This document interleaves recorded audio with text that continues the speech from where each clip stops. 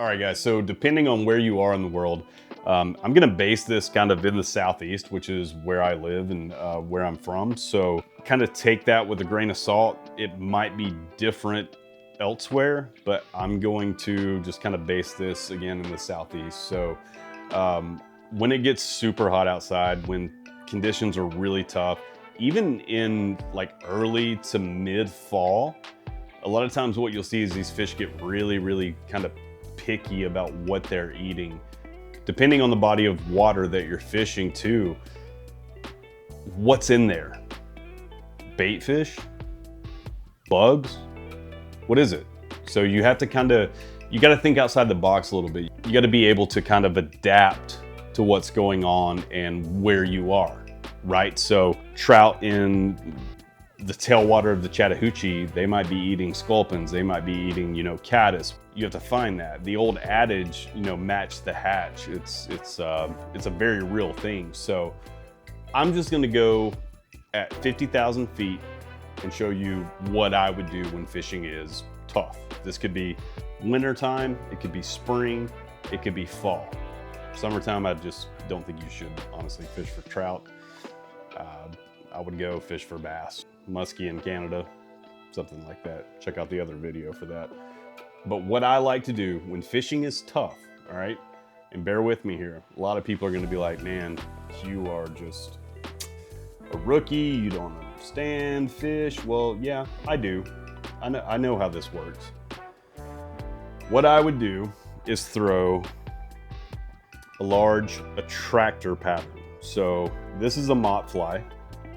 Mott flies are, basically it's what it is. It's a freaking piece of mop, right? It's got the bead head. It's a great attractor pattern. And that's kind of what you're looking for right now when you've got lazy fish. You want them to kind of look up and see, oh man, that looks gnarly. What's behind it, right? That's when I like to throw something like this. This is a tiny little 18 Psycho Prince. Psycho Prince is a great pattern, especially for really picky fish.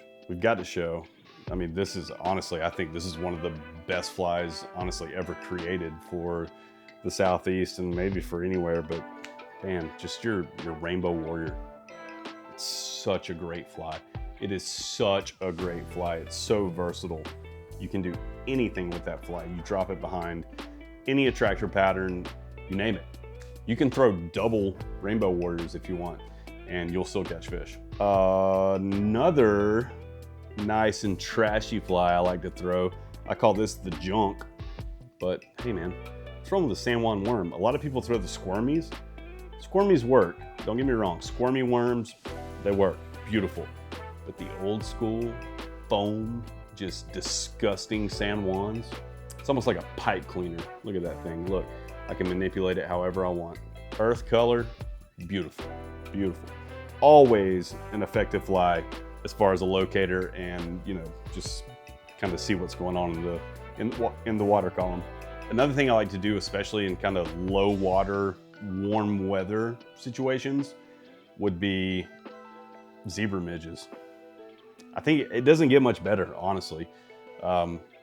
Little tiny blood red zebra midges. I call it midge soup. If you put that on, you're gonna catch fish. I mean, they're eating those oftentimes microscopic midges as they come off. So you're essentially mimicking that. If you're up in Western North Carolina, up in Tennessee, around the Holston, something like that, everybody knows you get this massive sulfur hatch.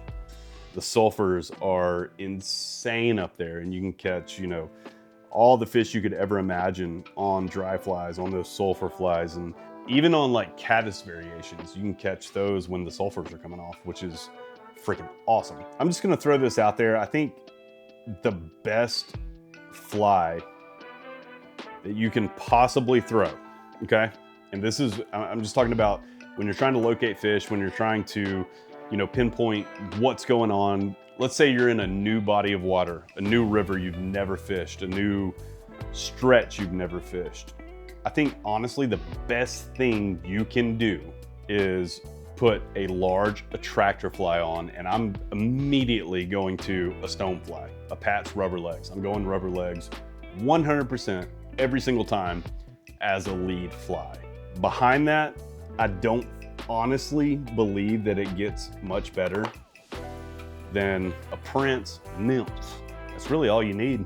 You can locate fish and pattern fish pretty much anywhere you go with this. If you are fishing for trout, these are two flies that will absolutely produce for you. Cold, midge. Warm-ish, I would absolutely go Pat's rubber legs, big old rubber leg stone. Right behind that, put you a little pheasant tail or a Prince or a rainbow warrior, just something along those lines that's gonna ride that bubble up. Just wanted to kind of share with you guys, this is kind of how I approach it. Obviously, many different ways.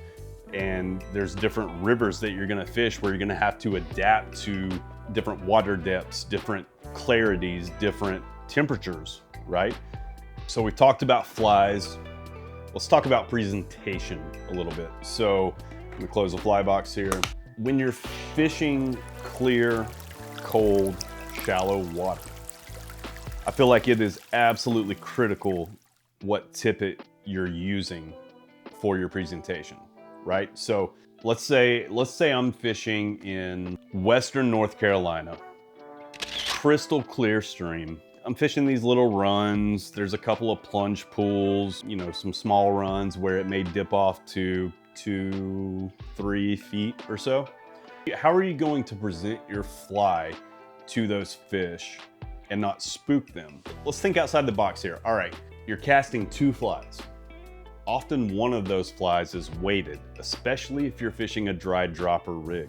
What happens when that weighted fly hits the water? It splashes. Is that the end all be all, like a big deal? Not always, but sometimes, yeah. That can be the determining factor on if a fish is gonna look up, if it's gonna spook. I mean, that could be detrimental to what we're trying to accomplish. So what I like to do is taper my leaders and make sure that I have the most delicate presentation I can. Now, delicate isn't always critical, let's be honest. So if it's chocolate milk and the water's really high, who cares, man? I would, you know, put 3X fluoro on and cast out there with a streamer about yay long and try to catch the biggest fish in the river. That's what I would do.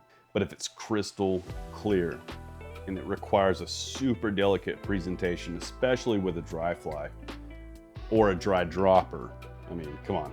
That's what we all want to catch fish on, right? I mean, you're essentially using the dry as a strike indicator, and, you know, fish are eating that midge or eating whatever it is, that emerger, and that dry kind of tips a little bit, boom, you set the hook, wow. Or if they come up and they just sip the dry, does it get better? No, that's what people love about fly fishing for trout, is that little sip on that dry fly.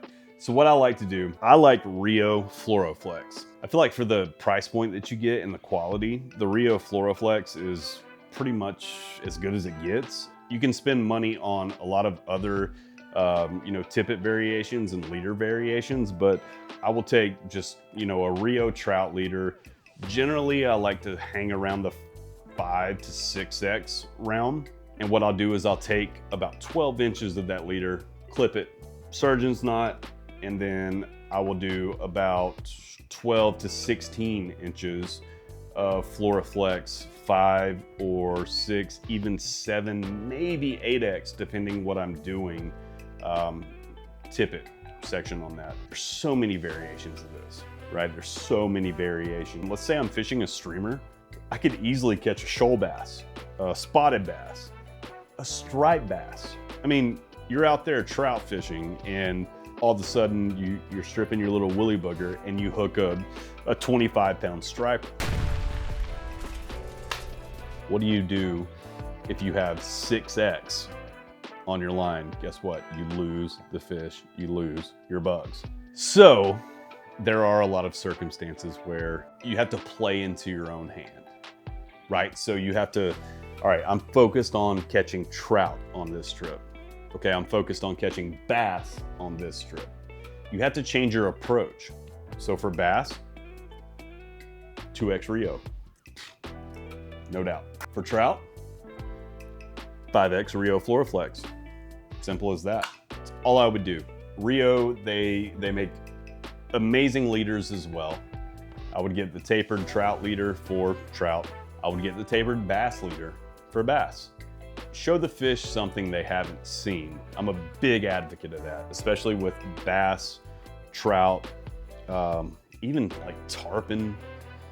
I'm a huge saltwater guy. I love saltwater fly fishing, and I'm relatively new to it. I mean, I wear the tarpon on my arm right here. It's just, I don't know. The tarpon, to me, is a fish that spoke to my soul. Such a cool fish.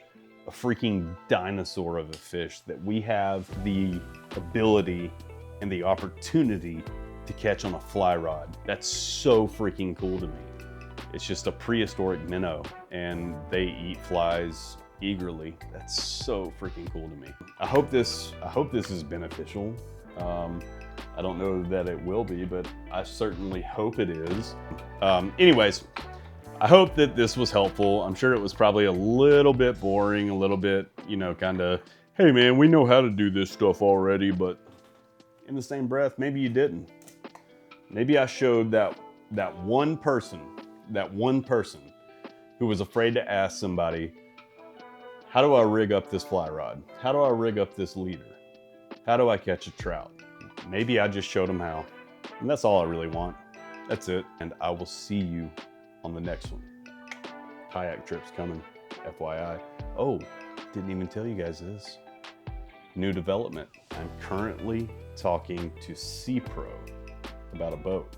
If that happens, we are going to absolutely demolish striper on the fly this fall. Cannot wait. Don't know if it's gonna happen. Keep your fingers crossed. But I'm currently talking to Sea Pro boats. So send me good vibes. All right, you'll have a good night. Have a great week. Be blessed. Let's go catch them. Cheers, guys.